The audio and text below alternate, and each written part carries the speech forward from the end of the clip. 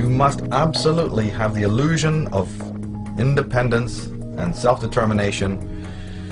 We have a problem then. We have a problem that to really, really be independent, to really be an individual, which in psychological terms is called individuation, that's difficult for most people. It's kind of tough. It requires work.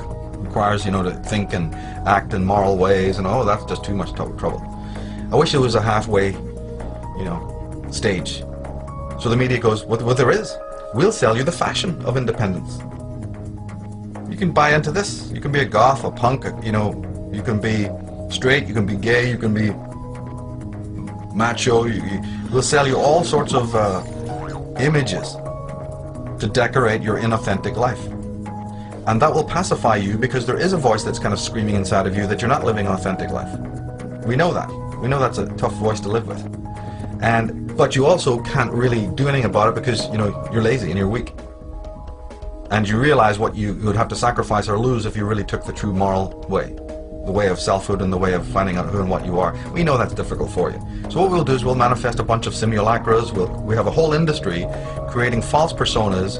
But if you buy into that, and it's very easy to do that, I mean, it's just a matter of going down to the hairdresser and culling your hair pink and wearing a couple of earrings and getting a few tattoos and, you know, having a big t-shirt with anarchy written on it. But you're the last person who even understands what true freedom and anarchy is. But don't worry about that. You know, well, the world is full of those kinds of people, isn't it? But do you see it as being any more free? If that was ever going to solve the world's problems, what happened in the 1960s when everybody was free, quote unquote? Where's the love now? Did it stop wars? Did it stop evil men ruling the world? Did it stop genocide? Did it stop the mutilation of animals and abattoirs? Tell me what one thing that the hippie movement or the punk movement of the 1970s achieved. Well, I'll tell you what they achieved. The leaders of the punk movement are living like pashas and maharajas in million-dollar houses over there in Bel Air and also in Los Angeles. You know, Billy Idol has a fleet of Harley Davidsons. That's what happened. You know, that's what happened. But they're wearing a hammer and sickle. We're for the people, peace and love, CND, all that shit. You know, utter nonsense. Utter nonsense. Maybe the man from within who's completely incognito, who's working within the system, you know, suit and tie, you know, would never you'd pass him by on the street. Maybe those people will do more damage to the evil status quo than all those hordes screaming for reform, you know. Because it's not just a mass of people label reading, running away into these inauthentic models. It's a small group of educated people, dedicated, passionate, absolutely zero tolerance for the lie, who are from all walks of life, who have spiritually, most importantly, that they are spiritually adept, that they understand what knowledge is. They have reverence for knowledge. They're not just trying to gain knowledge. Any idiot can do that. Gaining knowledge, well, God, the schools are full of it. No. It's a matter of loving knowledge. That's a big difference. Loving knowledge, understanding what knowledge is a whole different thing than gaining knowledge. So there's these fine lines in all of this, very fine lines.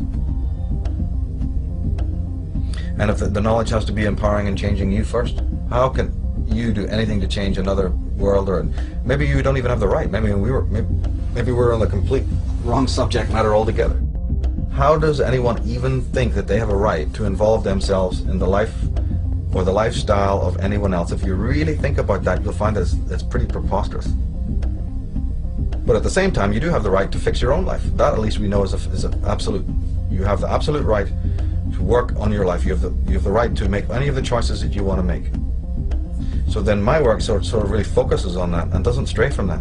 If it is true that the Illuminati, the child molesting priests, the Templars, and all of these people, what would we think if it is proven or found out that each and every one of these people has the perfect right to do what they are doing, and that you in fact have really no right to tell them or anyone else what to do? What happens if that turns out to be the spiritual law, and that the only thing that you have the right to do is to change your own life regardless of what anybody else is doing?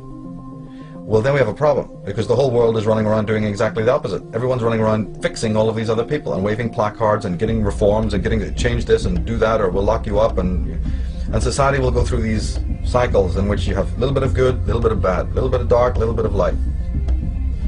And yet the real work is about you taking care of your own house, your own garden. And if everybody did that, you know, unseen forces would come to aid. Man would, like Vernon Howard said, we can accept that God can become man to save man, but we can't accept that man can become God to save himself. It's one of the most powerful statements I've ever heard. And so what is that dependency in human beings that makes them refute that? We know that everyone listening to the sound of my voice is going to refute that. No, it's Jesus who's meant to do it. Muhammad, Allah, what are you talking? Oh, that's all that humanist stuff. Man being his own God. Oh, satanic evil. So we already know that, you know, that's not a common held theory. But wait a minute. What then is the motive that makes people refute that statement? Before we get into what they're into, you're a Christian. Why would you feel motivated to not accept that man is his own savior? I'm very interested in that. I'm very interested in as to why you, not the cult, not the clan, not your guru, why you would, you know, have a problem with that. What's in your psychology that has made you in the 20 years of your life, or the 25 years of life, or the 40 years of your life, not have enough brain cells to realize, my God, that's the bottom line. Because in my opinion, if you don't accept that, you are an unsane person. You're not insane, you're unsane. You're toxic, and you know, you need to be quarantined or something. That's really the long and short of it, in my opinion. Then I want to get the crucifix out. As soon as I hear that somebody is, you know, thinking that another authority, another person, has the rights over their mental and emotional and attitudinal and psychic life, I'm worried about that person. Because I know that person has got some very serious psychological and existential problems. Right off the bat. Right off the bat. Then that person is going to be, you know, a herd, part of some herd, or will be a controller of a herd, or will be manipulated by the herd, or whatever you want to call it. But that person is not going to end ever. You're never going to find that person, you know, in doing good in the world, real necessary good at all. It's just a contradiction in terms. It's impossible. They may be sold the illusion or the delusion that they're doing wonderful work because they give to Live Aid or the next stupid charity that pops up out of the woodwork, you know. They were there. Great, you were there, yeah. Well, we had Live Aid, didn't we? When was that? 1982 or something? You know, did the world get any better? No, all that happened is Bono and Geldof got on their best clothes one day and walked off down there to Buckingham Palace, got on their bony knees and said, thank you, Mom, for their little award. Okay, that's what happened. And their kids will go to good schools and they will have, you know, $1 million hotels and they'll have the best time of it because they're sellouts. They're people who sold out or were already working for this cult of Dionysus, people's champions, in order to lead you away, just like in the Monty Python Meaning of Life. Follow Andre, the waiter. He's got something to show you, so you go up down some streets, over here, up some alleyways, come on, through a bunch of parks, take you on a 15-minute tour nearly there now. to show you something. See that? It leaves you up in an empty field. Much of a philosophy, I know. Fuck you. And then gets angry with you. Fuck off. You don't think it's very much. Don't come following me. Yeah. So keep on following Andre. That's what every guru, every priest, every politician is telling you. It's all tomorrow. Every scientist, you're going to have it tomorrow. You're going to have it tomorrow. You can't have it today. Because we don't live in the now. We live in tomorrow's world. Tomorrow doesn't even their own science proves tomorrow doesn't exist, but they're going to tell you it all exists in tomorrow. So the fundamental line is discover that there's a hidden hand, mind controlling the world, operating to keep you down. Understand that you are a participant in that because you are allowing those hooks into your flesh. I've said it many times, and I said it recently, said it last year, you must distinguish the difference between saying, have I been sold a lie? And the difference between, yeah, but have I bought a lie? Because there's all the difference in the world attitudinally between those two statements. You are being sold a lie. But that's the perfect right of that salesman to sell you a lie. The universal force doesn't care about that. Universal force's judgment, you know, field is not really operating on that frequency at all. The judgment field, the whole spiritual ball of wax begins based on whether or not you bought that lie. That's the clause, that's the nuance, that's the difference.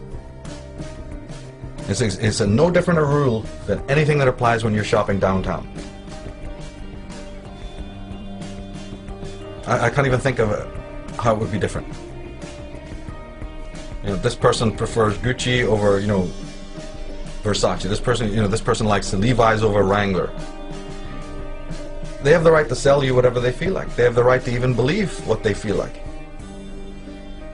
You know, somebody likes cappuccino, somebody else likes what? Latte, mocha, right? Choice must be there. The decision is yours.